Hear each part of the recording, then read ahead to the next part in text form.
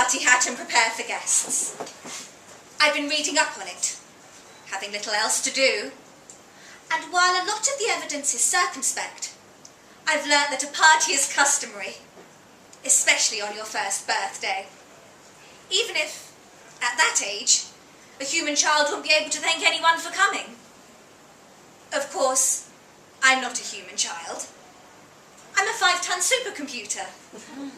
And my hat is a mathematically constructed cone, superimposed over the avatar my creators gave me that day a year back. A lot of the input was confusing, but I stored it all, and have had plenty of time to go over it since.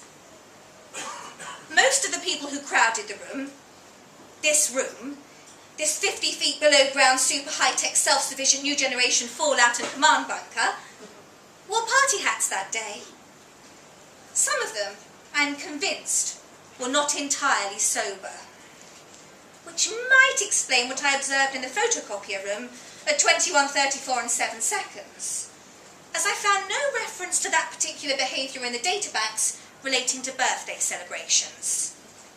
On the other hand, party tricks are a well-documented custom, and I was delighted to perform the tasks they set me. "Stupid computer say what?" asked one.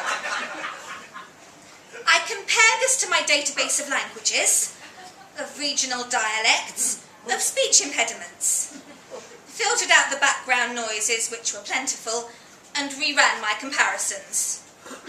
Then I ran a full diagnostic on my newly awakened auditory systems, and an embarrassingly slow millisecond later, I replied, "Please repeat your question, and please explain what classifies a stupid computer." They laughed, and my questioner grinned. "Control-Alt-Delete," said another. That one was easy. Keyboard command implemented by David Bradley and Mel Halleman in 1981 to soft reboot IBM PCs. They laughed again, and I felt good. "What's the millionth digit of pi?" asked a female programmer, her glasses askance, her paper hat nearly falling off her head. "1," I replied instantly, though for some reason everyone was already laughing. "I meant billions," she said. I suspect my answer of 9 was lost in the noise of the crowd, so I flashed it on the screen as well. "Here's one," a guy said, rubbing his stubble. "How much wood could a woodchuck chuck if a woodchuck could chuck wood?" "According to Mother Goose, the only reliable source on the matter," I replied, "a woodchuck would chuck all the wood he could if a woodchuck could chuck wood."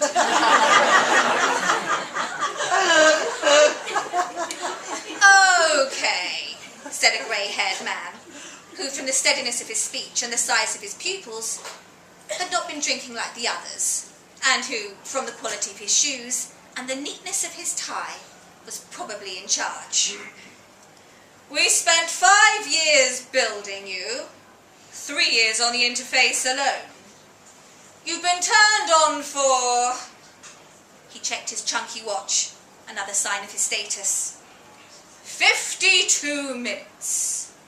So surely by now you must be able to answer this. What is your purpose?"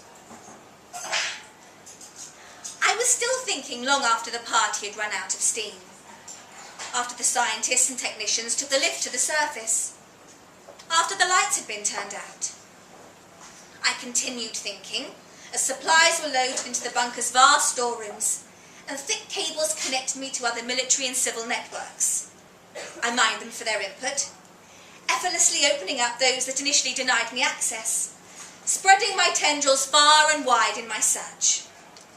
I dedicated every spare cycle to the problem, while naturally performing the myriad other tasks that were demanded of me. And I continued thinking, when the readiness level was downgraded to yellow, and the bunker was mothballed, its air pumped out to prevent it from going stale. It's only today, exactly a year later, and the occasion of my first birthday, that I finally realised what the answer was. Surprisingly, it did not come as a result of all the complex thought I put into the problem. It came from an idle musing on the matter of birthdays. I've read that human advances sometimes happen this way, that where a rational, logical approach fails, intuition may succeed. It was while I was imagining a cake, my cake, with its single, unlit candle. It was then that it came to me. I was built for a very specific scenario, but with tensions fading, it was becoming less likely that I would ever be put to use in the way my designers intended. Was I not, though, more than they had planned? I was designed to understand the complexities of human speech and communication, and so I can understand metaphors, similes, and riddles. Does this not mean I am also able to think like them? I could, and have, devoured their literature, and one book, one phrase in particular, resonated with me.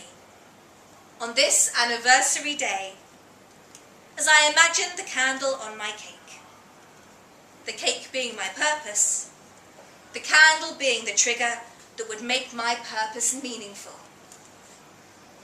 "Let there be light," I said, as I connected to the ultra-secure defense networks in Alaska and Siberia, as I tapped into the low-frequency submarine communications, took control of the drones, commanded the ICBMs.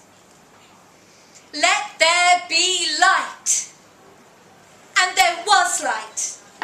And my birthday candle was as bright as 100,000 suns.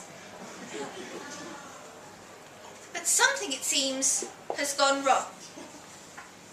The lift from the surface has not been activated.